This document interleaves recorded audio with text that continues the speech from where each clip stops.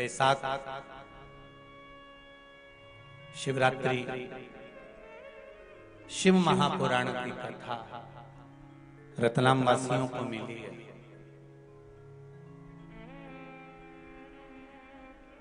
बहुत अच्छे से सुनिएगा।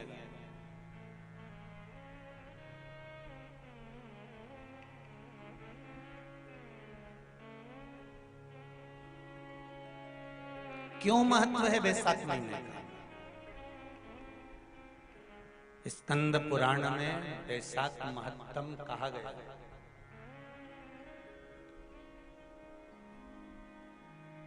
शिव महापुराण में भी बैसाख के महत्व का वर्णन किया गया है।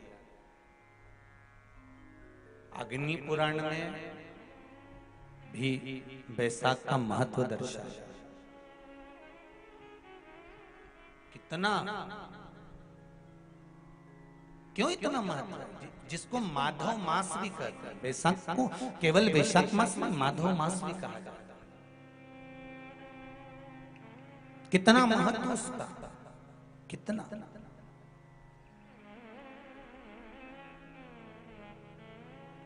क्योंकि सतयुग, त्रेता, द्वापर और कलियुग, ये चार युग जो हैं, इसमें सतयुग, त्रेता, द्वापर और कलियुग, उसमें जो त्रेता युग है उसका जो प्रारंभ हुआ था वो यही बैसाख के महीने से प्रारंभ हुआ था, माधव मास से प्रारंभ हुआ था। और इस पवित्र मास में कुर्मा अवतार, हयग्रीव अवतार, नरसिंह अवतार, नरनारायण अवतार, परशुराम अवतार, गंगा अवतार, ये सारे अवतार भगवान नारायण ने, भगवान विष्णु ने, मेरे शंकर भगवान ने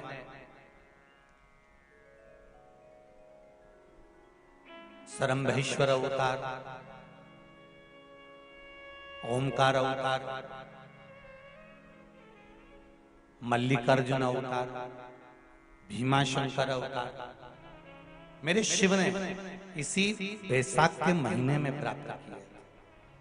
मेरे नारायण ने परशुराम अवतार, नारायण अवतार, स्वयं हयग्रीव अवतार, कुर्म अवतार, नरसिंह अवतार, ये सारे जितने अवतार हैं मेरे भगवान विष्णु ने इसी बैसाख महीने में प्राप्त किया।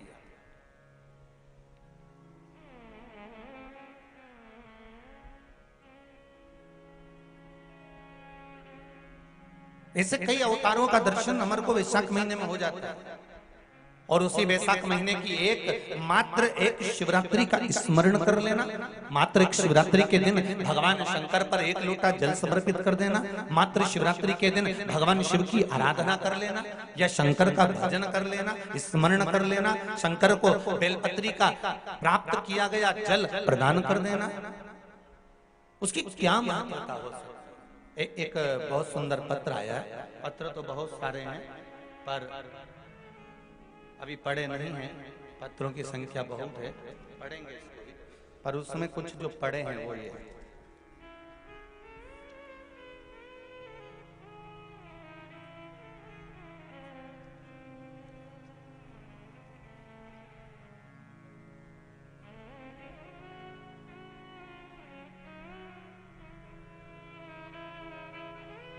शिव नारायण जी पंड्या, ग्राम नागूखेड़ी, तहसील जिला देवास से हैं। कहीं बैठे हों तो हाथ हिला दीजिएगा। आप ही हैं? दोनों हाथ हिला दीजिएगा। हर हर महादेव, श्री शिवाय नमस्ते। आपने लिखा है शिव नारायण जी, पत्र लिखा उसके लिए धन्यवाद, व्यासपीठ कराया। गुरुजी, पत्र आजकल जो भी आता है आस्था चैनल के माध्यम से भी टीवी पर आप लोग उस पत्र को पढ़ सकते हो कि ये पत्र हम जो आते हैं ये दिल से आते हैं और लिखने वाला भी अपने हृदय से लिखता है। इसलिए मैसेज, मोबाइल के मैसेज से पत्र ज्यादा मान्य होता है। आज भी दिल से भेजा जाता है, कोई हृदय से भेजता है। आपने लिखा है, गुरुजी मेरे को शुगर, ब्लड प्रेशर था और मैं रोज गोली खाता था।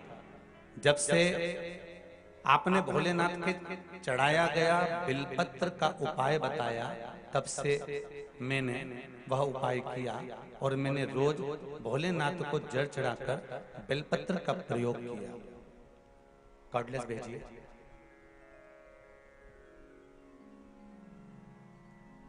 पास में है इसलिए भेज दीजिए, रवाना करो जल्दी।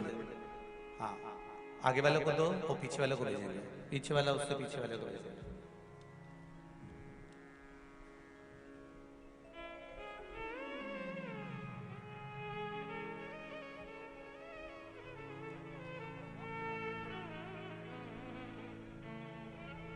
नजदीक में जो लोग बैठे रहेंगे तो अपन कॉर्डलेस दे सकते हैं। हेलो, श्री शिवाय नमस्तुभ्यम। श्री शिवाय नमस्तुभ्यम। कैसे हैं पंड्या जी?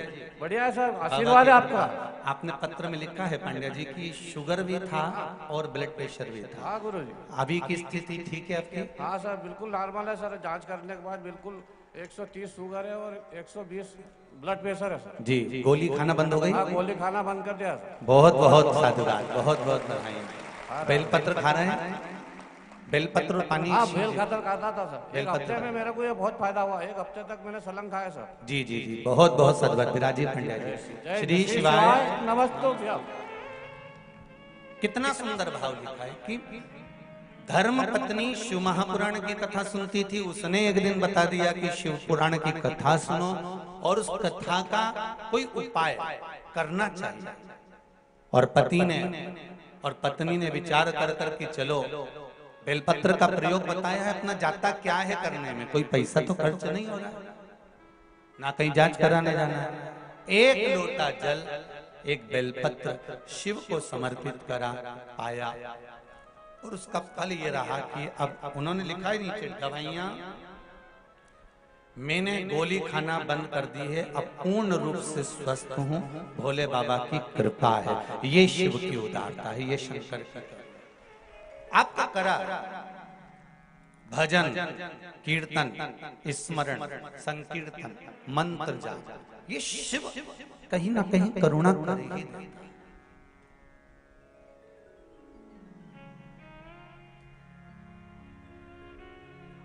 और जितने लोग, आप लोग जितने भी आस्था चैनल पर सुन रहे हो, फेसबुक यूट्यूब पर सुन रहे हो, चाहे इस पावन रतलाम की भूमि पर पावन प्रांगण में बैठकर श्रवण कर रहे हो, आपसे एक निवेदन जरूर करूंगा कि आप कथा बैसाख महीने की श्रवण कर रहे हैं, ये भाव जागृत रखना कि मेरा शंकर, मेरा शिव, मेरे नारायण, ये अगर ये बैसाख मास की कथा का अगर लाभ दे रहे हैं तो कहीं ना कहीं हमारे जीवन का कल्याण होगा ही, ये निश्चित है, ये निश्चित।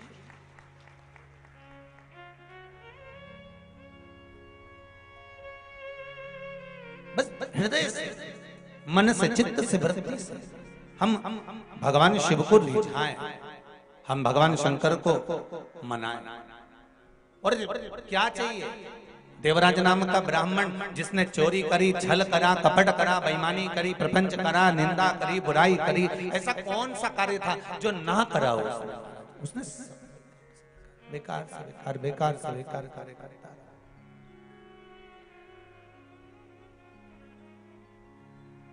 सब बेकार से बेकार कार्य कर रहा है। फिर भी शिव कृपा देखिए कितनी प्रबल है, शंकर की उदारता कितनी प्रबल है, शिव भक्ति कितनी प्रबल है। जरा विचार करिएगा कि देवराज नाम के ब्राह्मण को शरीर में ताप हुआ और वो शंकर जी के मंदिर में जाकर बैठ गया और शिव मंदिर में जाकर बैठा, जहां पर कोई ब्राह्मण देवता शिव महापुराण की कथा का वाचन कर रहे थे, शंकर भगवान की कथा का स्मरण करा रहे थे। और वो जाकर बैठ जरूर गया था पर उसका मन नहीं था।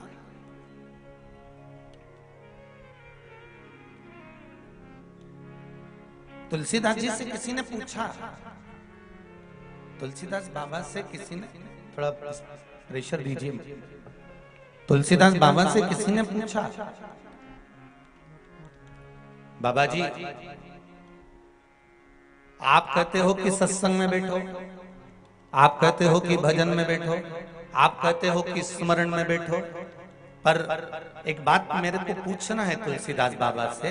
तो बाबा जी ने बोला, बोलो क्या बात है? मुझे ये पूछना है, आप बोलते हो कथा में बैठो, आप बोलते हो सत्संग में बैठो, और हाँ जो बैठने वाला है सत्संगी है, भजनावली है, कीर्तनी है, जिसका मन कथा में लगा भगवान ने उसको तो तार दिया, पर जो जाकर बैठा और बैठने के बाद भी उसका मन नहीं लगा, तो क्या भगवान उसको तार देगा? उसका मन तो लग ही नहीं रहा, कथा में जाकर बैठ तो गया, ने भीड़ भी बढ़ा दी। अब इतना सारा लोग कथा में आया है, ईमानदारी से बोलो, यहाँ से आधा किलोमीटर दूर पर या 500 मीटर की दूरी पर या 300 मीटर की दूरी पर या 200 मीटर की दूरी पर तुम्हारी गाड़ी रुकवा दी होगी, बोलो सही है कि गलत है? अरे तुम डरो मरो मत, 7 दिन किसी से डरने की जरूरत नहीं है, तुम तो कथा में अलमस्त होके बैठो। हैं कोई कहे कि नी नी लोग हमको घूर के देख रहे हैं, तो नहीं बोले नहीं, तुम तनी तनाई बैठी रहो। तो ऐसे कई बात नहीं, अपने 7 दिन अपने को तो आनंद से कथा सुनना है हो, तो तुम तो जो पूछनी है वैसे जवाब देते जाओ, और बढ़िया तुम भी तो लिख के भेजते, तुम जवाब बोलते हो, तुम हम भी पूछे तुमसे।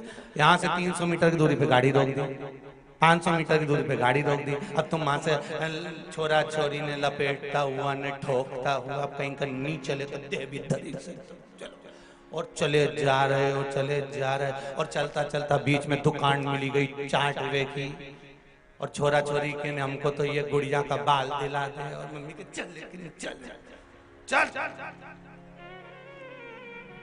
वो ठोकता ठुकाता और गाता बजाता जैसे तैसे शिव पुराण में पहुंच गए। अब इतनी चिलचिलाती हुई गर्मी में, इतनी चिलचिलाती हुई धूप में, अच्छा कई लोग बोले भी सर महाराज जी अभी शादियों का सीजन चालू हो गया है, अब कथा थोड़ी सी 1-2 महीना विराम करना चाहिए, अब शादियां खूब चल रही है तो कथा भी थोड़ा सा, हमको शादी ब्याह में जाना रहे तो कथा में कौन आएगा? तो हमने कहा जिनकी उनसे रिश्तेदारी होगी वो उनके यहाँ जाएगा, जिनकी इनसे रिश्तेदारी होगी वो यहाँ आएगा। यहाँ तो रिश्तेदारी देखी जाती है,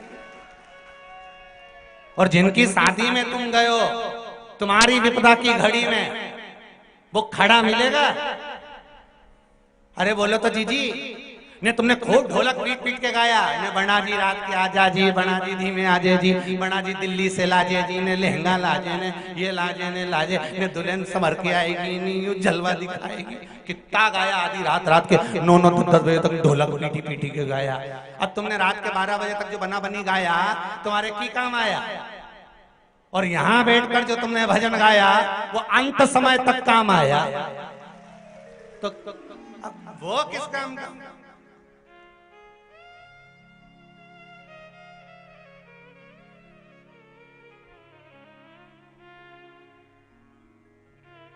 संबंध देखा जाए अंत समय।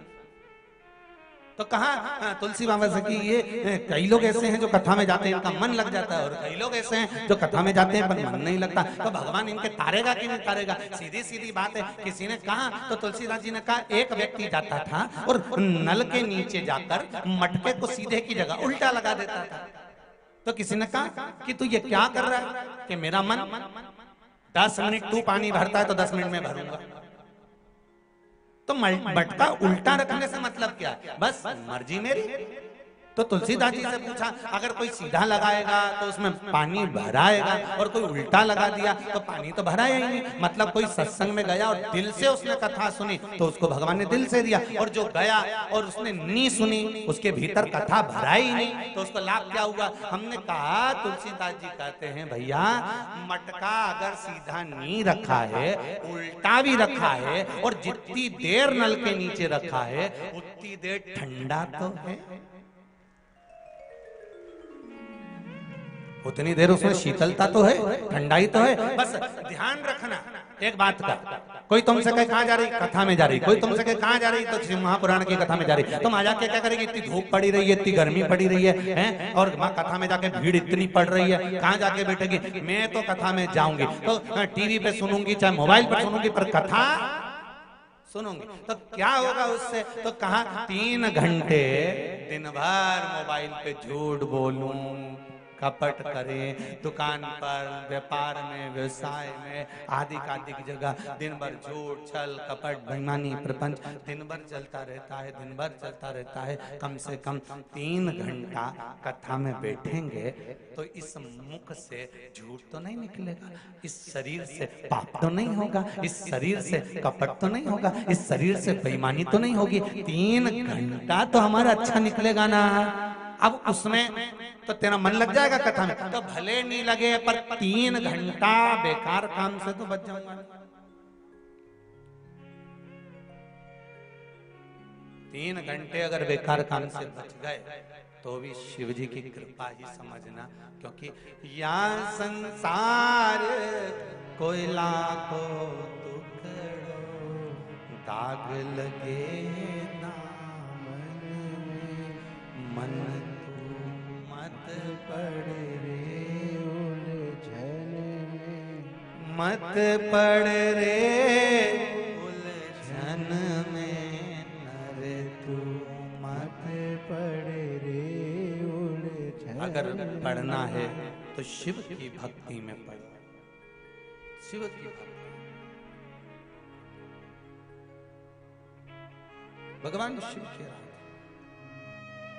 मैं तो बैठी थी गंगा किनारे, मैं तो बैठी थी गंगा किनारे, आके दर्शन दिया ओ भोलेनाथ, आके दर्शन दिया ओ भोलेनाथ, दिल तुझको दिया ओ भोलेनाथ, दिल तुझको दिया ओ भोलेनाथ, दिल तुझको दिया ओ भोलेनाथ, दिल तुझको दिया ओ भोलेनाथ, ये क्या कर दिया ओ भोलेनाथ,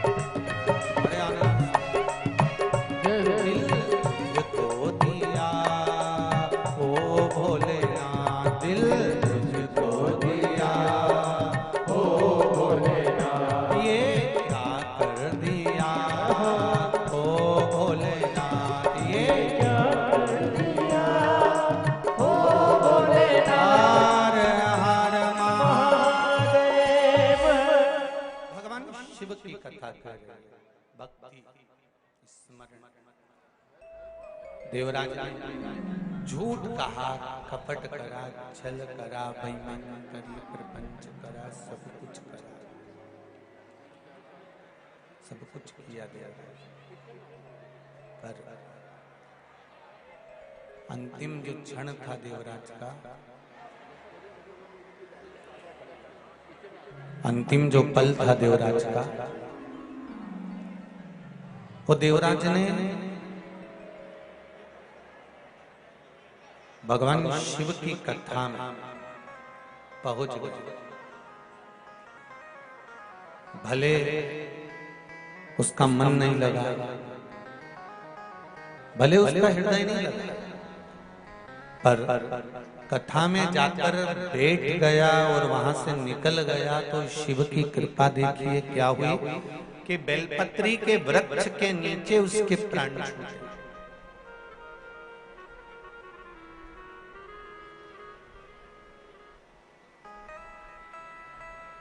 बेलपत्री के वृक्ष के नीचे,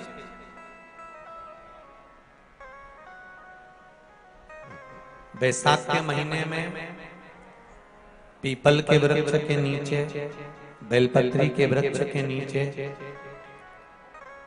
तुलसी के पौधे के नीचे, आंवले के नीचे, बट वृक्ष के नीचे, शमी वृक्ष के नीचे जल चढ़ाने का महत्व हमारे यहाँ बैसाख शिवरात्रि शिव महापुराण में मिलता है।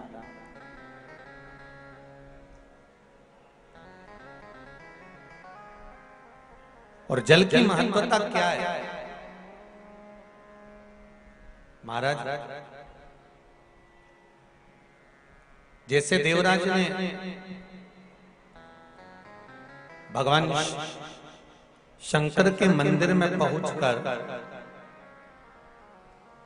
मात्र कुछ देर की शिव महापुराण की कथा सुनकर बेलपत्री के वृक्ष के नीचे अपने प्राणों को त्यागा तो शिव के ही धाम पर चला गया, शंकर के धाम। उसी तरह एक बड़ी सुंदर कथा थी। कुशकेतु नामक एक राजा हुए जिनके घर में एक पुत्र हुआ जिसका नाम था हेमकांत। क्या नाम था? जम के बोलो जरा, हेमकांत। एक पुत्र हुआ जिसका नाम हेमकांत।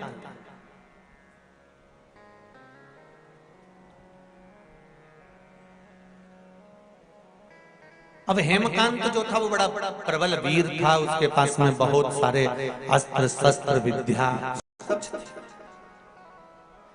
सारा ठाट उसके पास में।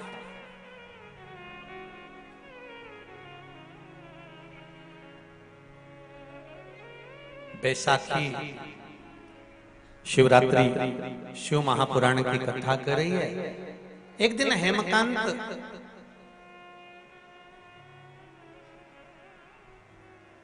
एक हिरण को मारते समय, मृगा करते समय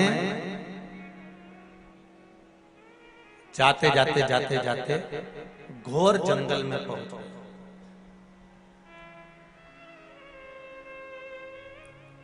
अब इतने भयंकर जंगल में वो पहुंचा, इतने भयंकर जंगल में पहुंचा कि वहां पर पहुंचने के बाद में उसने अपने दूतों से कहा कि मुझे प्यास लगी है, पानी पीना है और कुछ थोड़ी बहुत भोजन प्रसादी मिल जाए तो इससे बढ़कर और क्या।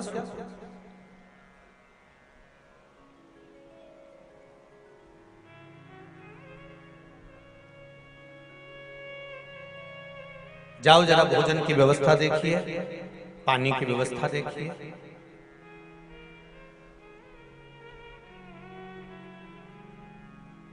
भोजन और पानी की व्यवस्था देखिए जरा, जाइए।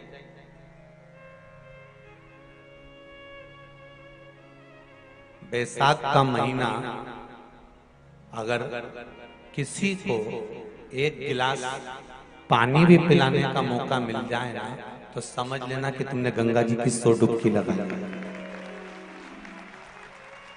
मैं बहुत बहुत धन्यवाद दूंगा। मेरे पास कोई लिस्ट वगैरह तो आई नहीं है कि कोई संस्था किस प्रकार की सेवा कर रही है। पर फेसबुक पर मैंने पढ़ा था, कोई हमारे आकाश जी और कुणाल जी मेरे को पढ़ा रहे थे, तो कहा गुरुदेव एक 24 ब्राह्मण समाज और एक दामोदर दर्जी समाज, इन दोनों ने अपने अपने भवनों को, स्कूलों को खुलवा दिया और जहां पर बाहर से आए हुए मेहमानों के लिए भोजन की, नाश्ते की और जाने और आने की व्यवस्था तक गाड़ी लगवाई। मैं धन्यवाद, बहुत बहुत साधु,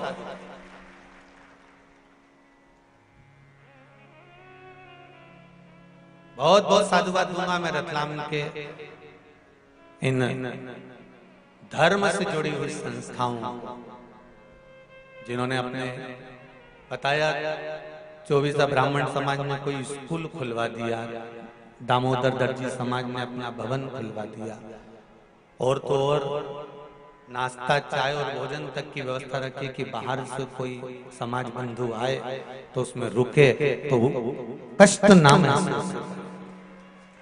मैं कहूंगा बैसाख के महीने में अगर एक गिलास भी पानी आप दिल से अगर किसी को पिला रहे हो तो गंगा की 1000 डुबकी आप रोज लगा रहे हो। ये विचार मानकर चलिए, कोई कम नहीं है।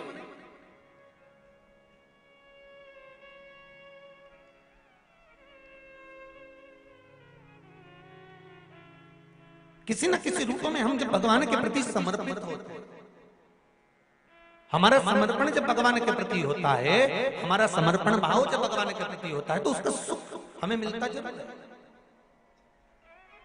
और शंकर की कथा में शिव को केवल तुम्हारा निर्मल मन सो मोहि पावा, मोहि छल छल कपट नाम।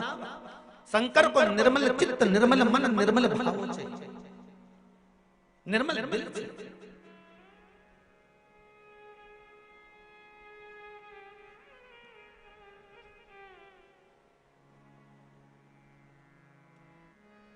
भगवान को तुम्हारा वैभव नहीं है, तुम दूसरे मंदिर में जाकर खूब अपना वैभव दिखाना चाहते। तुम मेरे राम जी के मंदिर जाना, खूब प्रसाद लेकर जाना, लड्डू लेकर जाना, हनुमान जी के मंदिर जाना, खूब लड्डू प्रसाद लेकर जाना, भगवान ब्रह्मा के मंदिर जाना, कमल का फूल, गुलाब के फूल लेकर जाना, माँ देवी के मंदिर जाना तो चुनरी और चूड़ी लेकर जाना, अन्य जितने मंदिर में जाओ, तुम शनि महाराज के मंदिर जाना तो साथ में तेल लेकर जाना, तुम उस मंदिर में जाना बृहस्पति महाराज के तो चने की दाल लेकर जाना। पर शंकर के मंदिर में जाना, तुम्हारे पास में अगर जल हो तो ले जाना, नहीं हो बेलपत्र ले जाना, बेलपत्र नहीं हो चावल ले जाना, चावल और पुष्प भी ना हो तो मंदिर की बेलपत्र उठाना, धोना और शंकर जी को वापिस चढ़ा देना। शिव को तुम्हारा निर्मल चित्त चाहिए, मन, केवल तुम्हारा मन। शंकर को तुम्हारा वैभव से कोई मतलब, तुम्हारा कितना वैभव है, तुम्हारे पास में कितना धन है, कितनी संपदा, कितनी दौलत, कितनी सत्ता, इससे शिव को कोई मतलब।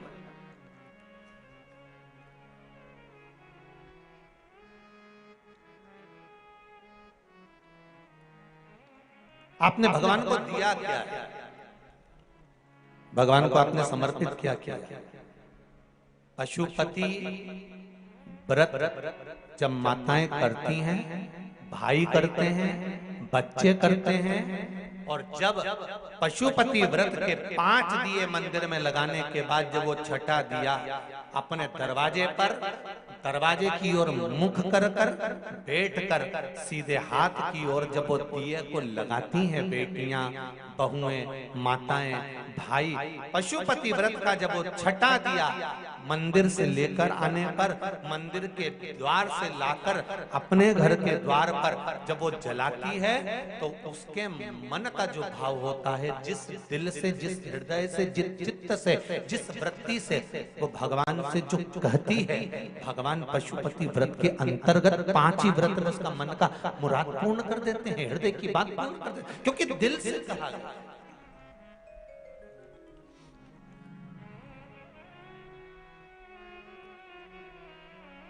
जो दिल से कहा जाता है भगवान उसको दिल से स्वीकार करता है। अब हेमकांत गए थे मृगा करने के लिए, और हेमकांत गए और जितने उनके साथ में गए थे वो सब देखने के लिए गए कि भोजन मिल जाए, पानी मिल जाए। कहीं गए और जाने के बाद उनको कहीं मिला नहीं कुछ भी, वापिस लौट कर आ गए। तो हेमकांत आगे जाते जाते जाते जाते उनको एक सुंदर आश्रम मिला,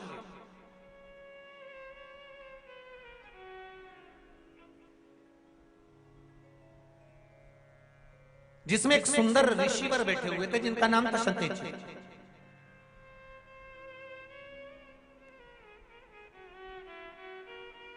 और जब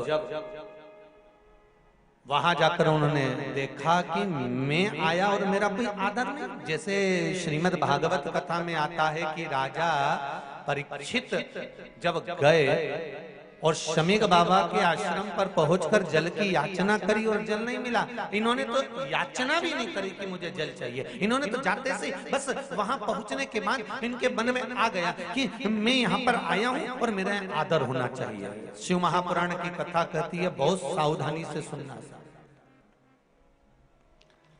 बेटी के घर में, बहन के घर में जाओ तो ये आशा लेकर मत जाना कि तुम्हारा बहुत आदर हो।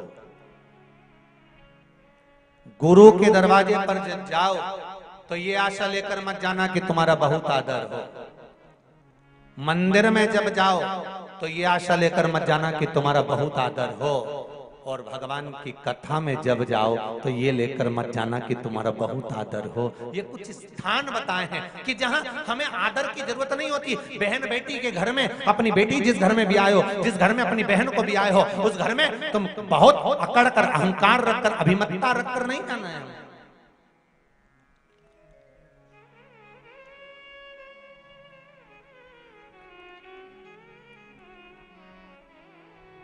बहुत अभिमान था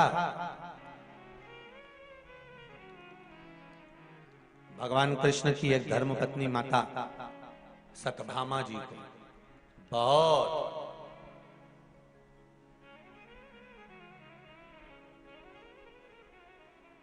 इतना अभिमान था। एक दिन सत्यजीत की वो पुत्री सत्यभामा जी ने भगवान कृष्ण से कह दिया, कन्हैया स्वामी एक बात बताओ मुझे कि तुम बार बार द्रौपदी के यहाँ चले जाते हो, द्रौपदी से तुम्हारा संबंध क्या है? भगवान ने कहा वो मेरी बहन है। हो तो बहन के घर चले जाते हो तो कम से कम थोड़ा तो सोचना चाहिए। तुम्हारी बहन कभी भी, मैंने देखा है, कई बार मैंने विचार किया, आप कई बार हमारे साथ गए, पर कभी तुम्हारी बहन ने तुमसे इस तरह से व्यवहार नहीं करा कि तुम्हें कोई आदर होना चाहिए कि द्वारका का राजा आया है, द्वारिकाधीश आया है, और जिसके पास में द्वारका का राज्यपाठ है उसके पास कितना वैभव होगा, और वैभव अधिपति जब आता है तो उसके लिए तो वैभव जैसा ठाठ होना चाहिए। सुन लो रे रत्नाम वालों अच्छे से, तुम कितने भी वैभवपति हो, कितने भी धनपति हो, कितने भी करोड़पति हो, 7 दिन शिव महापुराण की कथा में जब आओ तो वैभव और सत्ता सब घर पर रख कर आना, यहां तो शंकर के गण बनकर आना। यहां अगर आना है आपको कथा श्रवण करने के लिए तो आप ये मानकर चलना कि मैं शिव का गण हूं, शंकर भगवान की कथा सुनने जा रहा हूं, शिव का अनुमोदन करने जा रहा हूं। क्या लाभ होगा उसका? उसका एक लाभ होगा, जब आपकी गाड़ी अगर 200 मीटर भी दूरी पर रुकती है, थोड़ी दूरी पर रुकती है, वहां से अगर पैदल चलकर आप यहां तक आ रहे हो तो ये विश्वास मानकर चलना, अगर शंकर के होकर चलोगे तो ना प्यास लगेगी, ना भूख लगेगी, ना धूप लगेगी, और सीधे कथा में पहुंच जाओ। अगर दिल से गए हो भगवान शिव की शरणागति में, भगवान की शरणागति में दिल से गए हो।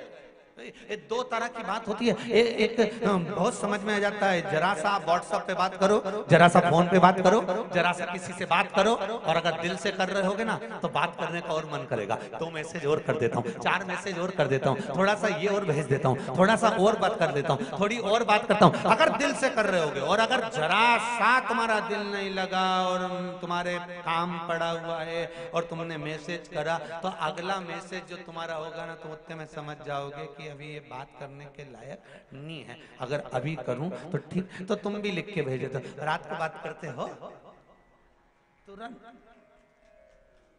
हृदय नहीं है।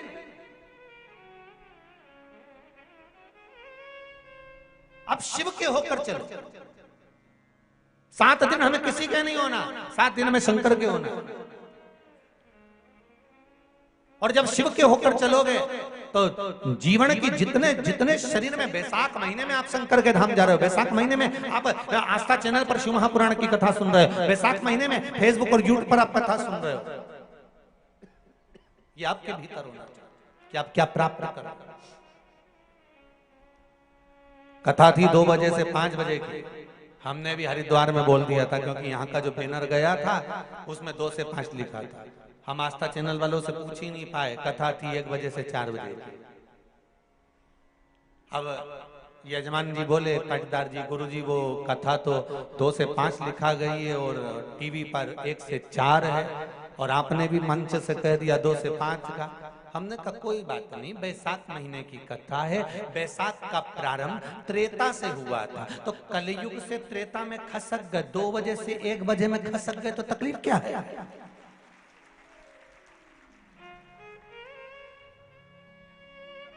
जितने लोग आस्था पर सुनने वाले हैं, फेसबुक यूट्यूब पर श्रवण करने वाले हैं, आप भी अपने अपने रिश्तेदारों को, परिचितों को, और जितने रतलाम के लोग कथा सुन रहे हैं, कई लोग बेचारे 2 बजे के हिसाब से आएंगे ट्रेन में चढ़ के, तो तुम भी आज ही शाम को जाते जाते यहीं से बाहर निकल के कथा का फोटो खींच के नीचे लिख के डाल दीजिए 1 बजे से 4 बजे आ जाओ, 5 बजे तो कहीं नहीं मिलेगा, तो कुछ नहीं जाए, बस यहाँ से जब जाओ नहीं तो एक फोटो क्लिक करके ने जैसे तुम्हारा जोरदार लिख दो कि जितना भी आओ, कितने बजे,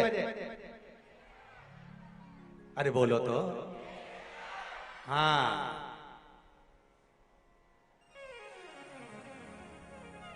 बहुत जरूरत है।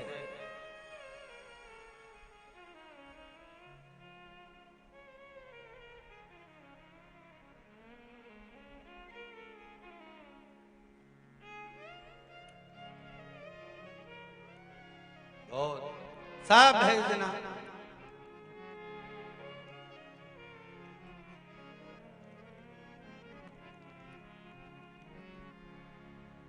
शिव भक्ति और हेमंत कांत जी पहुंच गए शरत जी के यहाँ। शरत जी ऋषि तप में लीन थे, ध्यान नहीं गया, इन्हें याचना नहीं। राजा परीक्षित ने तो याचना करी थी कि मुझको जल पिला दीजिए, मुझको प्यास लगी है, पानी लाओ, शमीक ऋषि के आगे कह रहा है।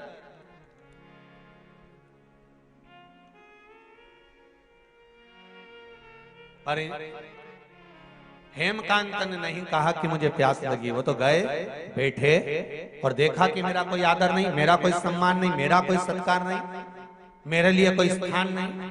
क्रोध आ गया, और क्रोध आया तो उन्होंने तुरंत धनुष उठाया, बाण उठाया और शरत जी की ओर खींचा। खींचते से 300 ऋषि सामने आकर खड़े हो। शरत जी के शिष्य 300 ऋषि आकर खड़े।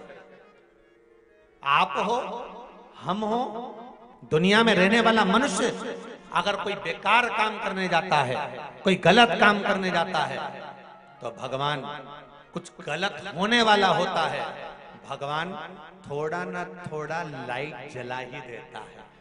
कई बार घर के लोग कह देते हैं मेरी आंख फड़क रही है, देखो जी मेरा मन नहीं कर रहा, देखो जी मंदोदरी तक ने रावण से कहा था, आरती करते समय मंदोदरी जब आरती उतार रही थी, लंकाधिपति को तिलक कर रही थी विजय तिलक, तब आरती का दीप जब बुझ गया था तो मंदोदरी ने कह दिया था आज आप युद्ध के मैदान में मत जाओ, मेरा मन कह रहा है। लंकाधिपति रावण जो स्वयं को भगवान मानता था, वो लंकाधिपति रावण कहता है मंदोदरी मैं लंकेश हूँ, सारे ग्रह मेरे अनुकूल रहते हैं, मेरे पांव के नीचे मैंने सब कुछ दबा कर रखा, सारे ग्रह मेरे अनुकूल हैं, सब मेरे अनुसार चलते हैं, और तू घबरा गई।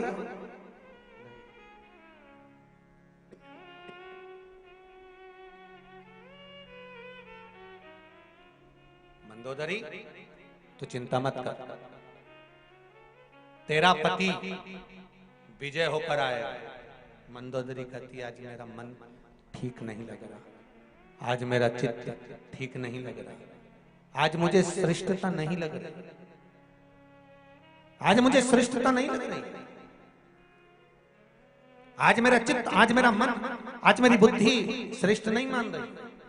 और मेरी माताओं, मेरे भाई, इस पावन कथा में जितने लोग बैठे हैं आपको भी कहूंगा, जब कोई गलत होने वाला होता है भगवान बत्ती सबकी जलाता है कि देख बच्चा ला, रोक ले। उसके बाद भी हम सोचते हैं कुछ नहीं होगा, चलने दो, चलने दो, चलने दो।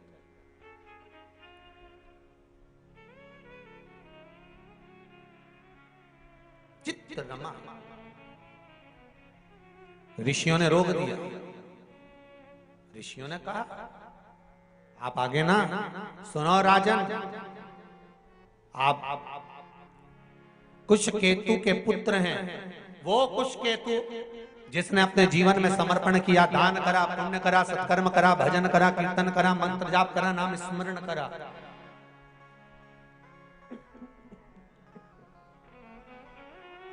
आप कुशकेतु के पुत्र हैं राजन। यदि आप ये गलत करेंगे तो इसमें श्रेष्ठता नहीं होगी।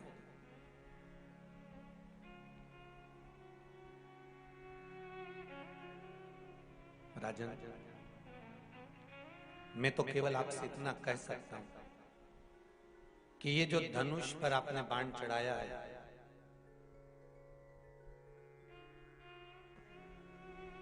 धनुष पर जो बाण चलाया है,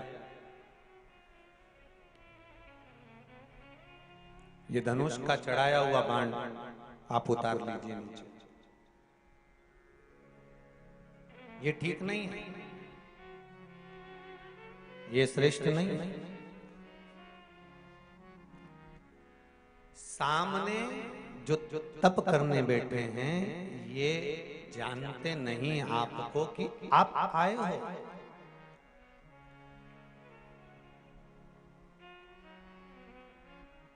जीजियों,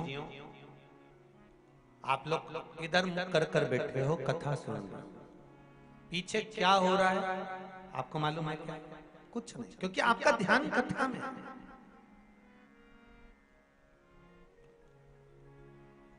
शर्तेजी ऋषि का और उसके साथ उनके साथ में रहने वाले जितने संत साधु सन्यासी तपस्वी साधक उपासक जो हैं, शर्तजी के जो साथ में है तो उनका मन भी सत्संग में लगा हुआ है।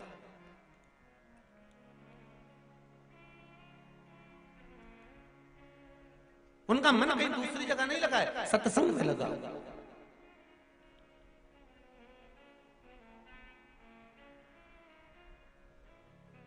और जब सत्संग में मन लगा हुआ है तो दूसरी जगह मन जाएगा कहां?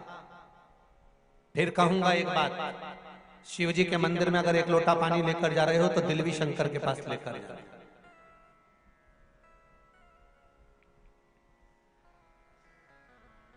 शिव जी के पास अगर एक लोटा जल लेकर जा रहे हो तो दिल की बात भी शंकर तक लेकर जा रहे हो।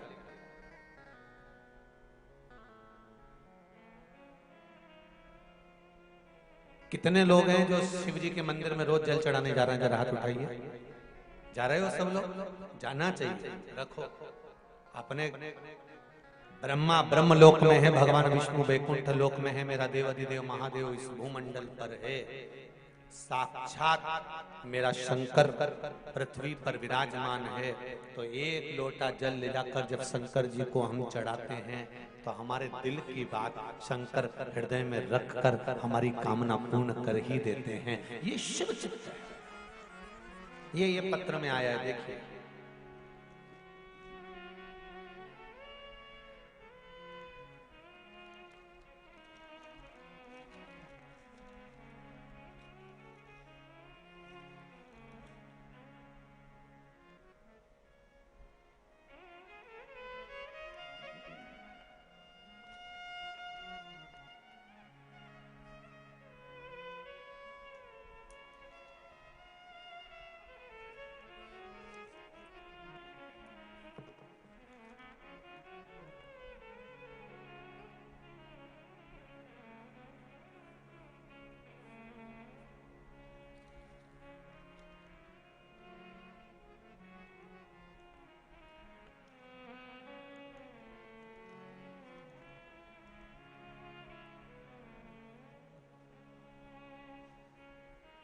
शायद पत्र में नाम नहीं लिखा है।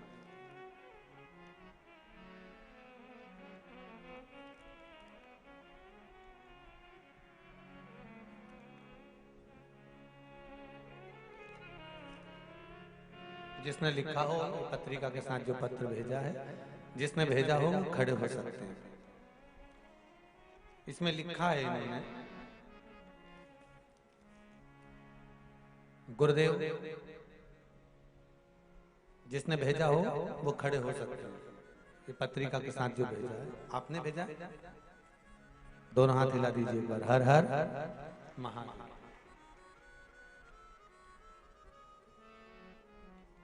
गुरुदेव, पशुपति व्रत आंकड़े की जड़ का महत्व, बच्चे होने के लिए प्रदोष समय में मूंग दाल, बेलपत्र, शमी पत्र, गुड़ का प्रयोग, इन सब उपायों का महत्व क्या है ये मैं अच्छी तरह से जानती हूँ। ये पत्र लिखा हुआ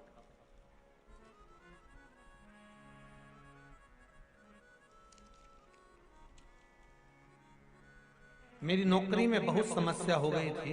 बैठिए बैठिए।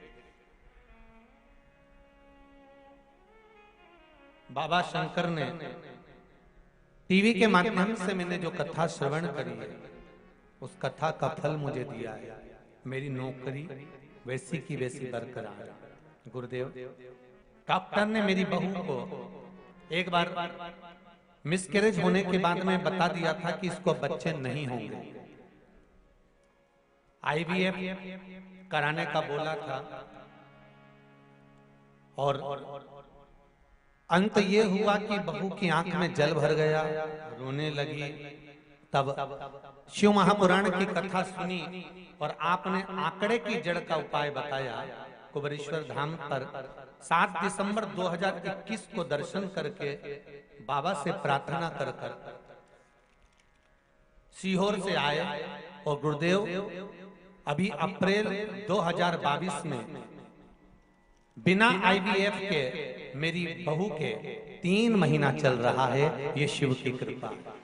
ये पत्र में लिखा, ये 3रा महीना चल रहा है। डॉक्टर भी आश्चर्य में हैं कि रिपोर्ट इतनी खराब थी तो ये कैसे हो गया। और फिर कहूंगा, अकाल मृत्यु वो मरे जो काम करे चंडाल का, काल उसका क्या बिगाड़े जो भक्त हो महा काल का। ये शिव की कृपा से प्राप्त हुआ। गुरुदेव, एक मेरा प्रॉपर्टी का केस 2016 से चल रहा था। बाबा की कृपा कैसी हुई कि वह केस भी बाबा ने खत्म कर दिया। ऐसे कई कई कई उपाय से जीवन में सुख पाया है गुरुदेव। बहुत बहुत साधुवाद। बाबूजी अपने जो पत्र भेजा है उसके लिए बहुत बहुत धन्यवाद। हर हर शिव कृपा। एक पत्र और है बड़ा सुंदर, जिसपे शंकर जी का फोटो भी बनाकर भेजा है।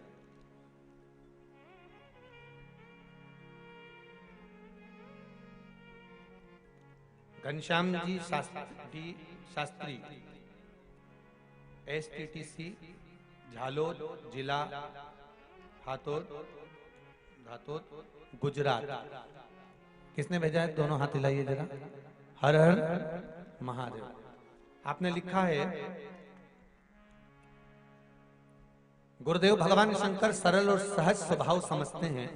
शिव जी खरगोन की कथा से डायरेक्ट कथा सुन रहे हैं। रतलाम की शिव महापुराण कथा में आए हैं। बाबा के प्रयोग करें, जिससे पशुपति व्रत करना चालू किया। दूसरे सोमवार को बाबा से जो मांगा था वो प्राप्त हुआ। एक गाड़ी का सौदा हुआ, नई गाड़ी घर में आ गई। गुरुदेव, ये बाबा की कृपा से आई है। गुरुदेव, 23 फरवरी से बाबा का रुद्राक्ष जल बेलपत्री प्रयोग से अब मैंने बीपी की गोली 23 फरवरी से लेना बंद कर दी है और मेरा बीपी भी नॉर्मल चल रहा है। जैसा होना चाहिए वैसा ही चल रहा है। ये शिव कृपा। बैठिए। हर हर महादेव। शंकर की करुणा ही ऐसे। आप दिल से, चित्त से, वृत्ति से, मन से भगवान शंकर को अगर रिझा रहे हो तो शिव करुणा करेगा ही, शिव की दया होगी ही। ये निश्चित है कि तेरा ही दिया मैंने खाया पिया है, तेरा शुक्रिया है, तेरा शुक्रिया है। मुझे भोले बाबा ने बहुत दे दिया है, तेरा शुक्रिया है, तेरा शुक्रिया है। ये जायदाद दी है, औलाद दी है, ये जायदाद दी है, औलाद दी है। मुसीबत में हर वक्त इमदाद दी है, मुसीबत में हर वक्त इमदाद दी है। तेरा ही दिया बाबा खाया पिया है, तेरा ही दिया बाबा खाया पिया है, तेरा शुक्रिया है, तेरा शुक्रिया है। मुझे भोले बाबा ने बहुत दे दिया है, तेरा शुक्रिया है, तेरा शुक्रिया। शिव कृपा से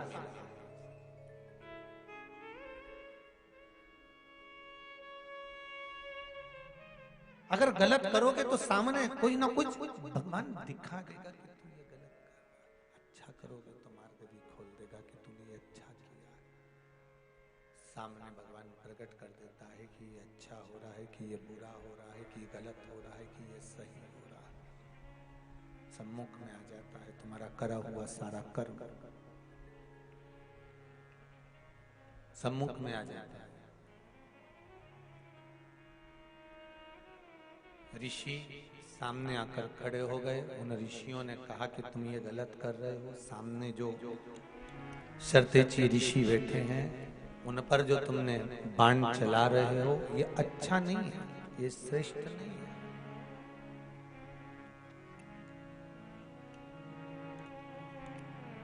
समझाया, नहीं माने, तब क्रोध आया, गुस्सा आया, और गुस्सा और क्रोध जब आया तो फिर शर्तेची पर तो बाण बाद में चलाया। पहले जो 300 ऋषि रोकने आए थे ना, उन पर बाण साधा। और एक बात अपनी जिंदगी में उतार कर रखी है, जब आप किसी को सतमार्ग बताएंगे, अच्छा मार्ग बताएंगे, सतमार्ग की ओर लेकर जाएंगे, अच्छे मार्ग की ओर लेकर जाएंगे, सतमार्ग की ओर अग्रण्य बढ़ेंगे और कहेंगे कि ये गलत है और ये सही है, जब आप बताना चालू करेंगे तो हो सकता है दुनिया की निगाह में आप गलत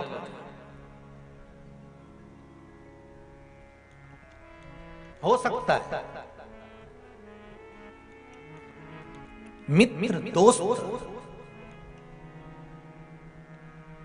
मित्र दोस्त जब किसी के मार्ग को भटकाते हैं, गलत मार्ग पर लेकर जाते हैं, तो दोस्तों को यह समझ में नहीं आता कि यह गलत हो रहा है।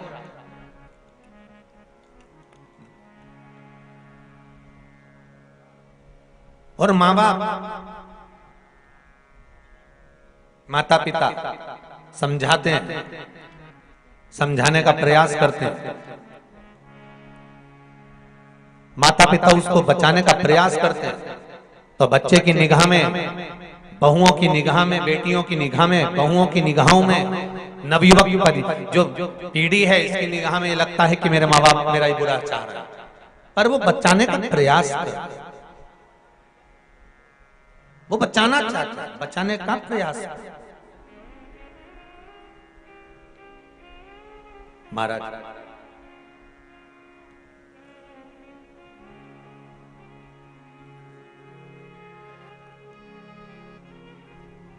शिव महापुराण की कथा कहती है, दुख आएगा तो अटक जाओगे और जैसे ही सुख आया तो भटक जाओगे।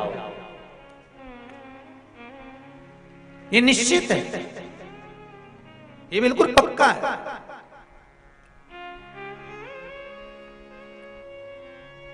अगर गलती कर रहे हो, गड़बड़ी कर रहे हो, परेशानी कहीं गलत संगत में पड़ रहे हो, गलत जगह पड़ रहे हो, गलत क्रम में पड़ रहे हो, दुख आया तो अटक गए। अब सोचा अब मैं तो बहुत बुरा फंस गया हूं, अब मैं क्या करूं, आगे कैसे बढ़ूं, क्या करना चाहिए, कैसे करना चाहिए, क्या कर सकता हूं, क्या प्रयोग करा जाए। अब कहीं जाकर पूछा जाए कि मैं ये तकलीफ में फंस गया हूं, तो दुख आएगा तो अटक जाओगे, और सुख आया तो जम के तो बोलो भटक जाओगे। जैसे सुख बड़ा, बड़ी धन बड़ा, वैभव बड़ा, पैसा बड़ा, पूंजी बड़ी, संपदा बड़ी, गाड़ी बंगला संपदा सब जब बढ़ती चली गई, बढ़ती चली गई, बढ़ती चली गई, तो उस समय पर फिर तुम भटक रहे हो। फिर वही वाली बात आ गई, ताली, थाली और प्याली, ये तीन मित्र तुम्हें प्राप्त हो गए। तुम्हारे जैसे सुख के दिन बड़े हो, तुम्हारी संपदा बड़ी, तुम्हारा वैभव बड़ा, तुम्हारी सत्ता बड़ी, तुम्हारा धन बड़ा, और तुम्हारे को मार्ग भटकाने वाले ढेर मिल जाएंगे, तुमको मार्गों से विभाजित कर देंगे। ये तुमको विभाजित कर देंगे, कहाँ जा रहा है, कहाँ फालतू के चक्कर में पड़ा हुआ है, कहाँ फालतू के लोगों में। तो ये तू चल, अपन मदिरा पान करेंगे, अपन ढाबे पर भोजन करेंगे।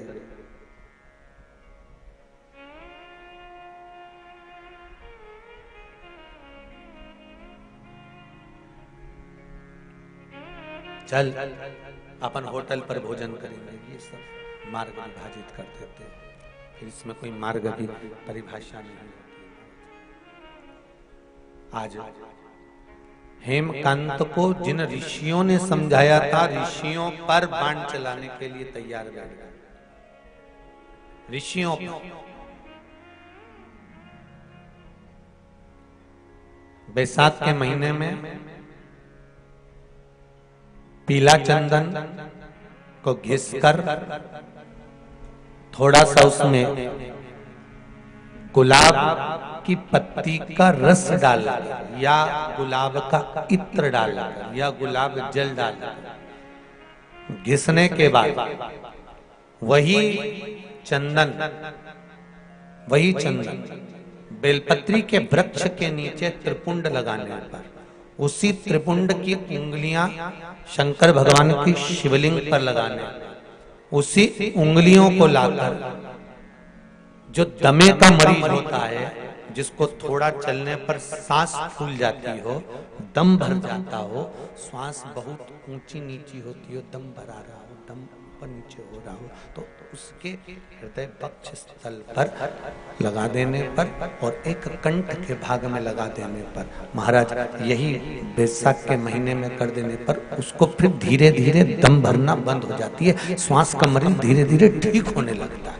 ये दम के मरीज के लिए शंभो शंभो शंभो शंभो शंभो शंभो, ये दम के मरीज के लिए करना बैसाख के महीने में ही पड़ेगा और कभी भी कर सकते। और हम तो 7 दिन शिवपुराण यही है, शिव महाराज भी यही है, और तुम भी यही है।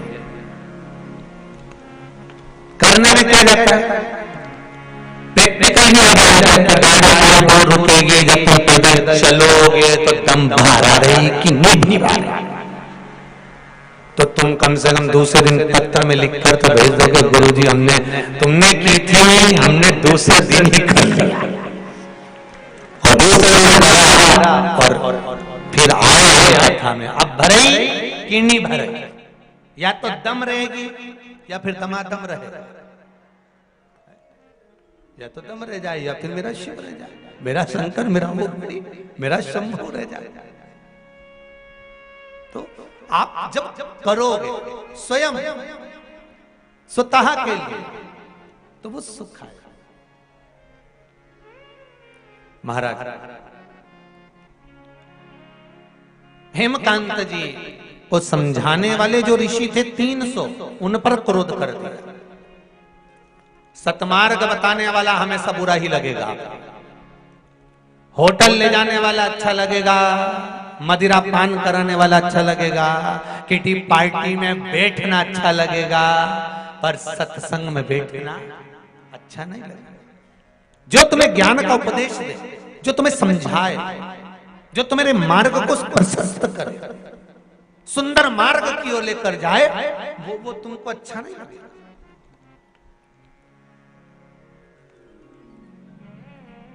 तुम्हें तो जो मार्ग से भटका रहा हो, अरे कहां कथा में पड़ा हुआ है, चल हमारे साथ चल, चल जरा अपन होके आते हैं, कहां चक्कर में पड़ा हुआ है, चल होकर आते हैं, चल जरा, चल तो जरा।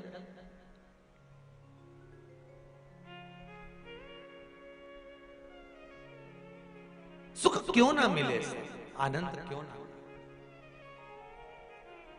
हेमकांत को भटका दिया।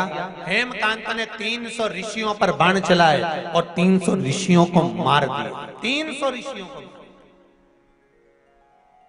खबर पहुंच गई सरतजी के पास, 300 ऋषि मर गए और हेमकांत ने मारा। और कुछ केतु का पुत्र जो साधारण नहीं है, कुछ केतु, उनके दानी पिता, पुण्यवान पिता, सतकर्मी, भजनावली, कीर्तनी, स्मरण करने वाले, नाम जाप करने वाले, मंत्र जाप करने वाले, ऐसे पिता का पुत्र इस ऐसे बेटे हेमकांत ने जो मारा, ये श्रेष्ठ। 300 ऋषि मारे गए। हेमकांत घर पर आया, मालूम पड़ा। अब देखिए जरा, तो किसी ने इस कथा को सुना तो पूछा कि गुरुजी ये बताओ, क्या सरतजी ऋषि ने कुछ नहीं बोला, उस हेमकांत को श्राप नहीं दिया, क्या उस हेमकांत को अपशब्द नहीं कहा, क्या उस हेमकांत को आड़ा टेढ़ा नहीं बोला। हरिद्वार की कथा में एक बात कही थी, एक व्यक्ति साइकिल से जा रहा था, सामने से कार आ रही थी, कार और साइकिल का एक्सीडेंट हो गया। एक्सीडेंट हुआ तो कार वाला व्यक्ति नीचे उतरा, साइकिल वाले से अपशब्द कहने लगा, तू देख कर नहीं चल सकता, तुझे दिखता नहीं है, तू अंधा हो गया है, तेरी आंखें नहीं है क्या। और वो साइकिल वाले पर चिल्लाया, साइकिल वाला एक साइड हो गया। उस साइकिल पर उसकी पत्नी भी बैठी हुई थी। पत्नी ने कहा, तुम चुप रहते, ये अच्छी बात नहीं है, तुम्हें कुछ जवाब तो देना था, तुम्हें कुछ कहना तो था, तुम्हें आड़ा टेढ़ा तो बोलना था। वो इतनी बड़ी बड़ी बात कर रहा था, तुमको अपशब्द कर रहा था, गलती उसकी थी, सब कुछ गलती उसकी थी, और तुम साइकिल पर अपन दोनों जा रहे हैं, कम से कम कुछ बोलना तो था। इतने में पति बोला, तू चुप रहे, अपने को बोलकर क्या करना, क्या करना बोलकर।